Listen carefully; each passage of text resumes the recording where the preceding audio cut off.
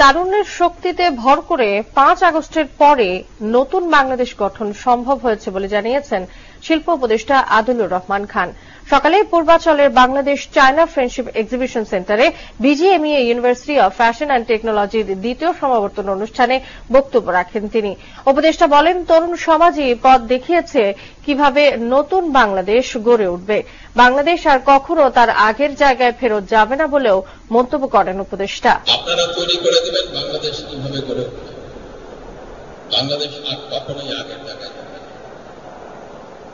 এই বাংলাদেশকে তৈরি করার জন্য যে স্বপ্ন, যেই আকাঙ্ক্ষা, যেই আত্মবিসর্জন, তার ভিত্তিতে নতুন বাংলাদেশকে গড়ে তোলার জন্য আপনাদের ভূমিকা অত্যন্ত গুরুত্বপূর্ণ।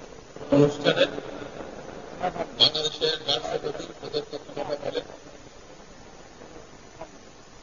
আমার উপদেষ্টা পরিষদের সদস্য হিসাবে এই অনুষ্ঠানে উদ্বোধনের ঘোষণা আমি ঘোষণা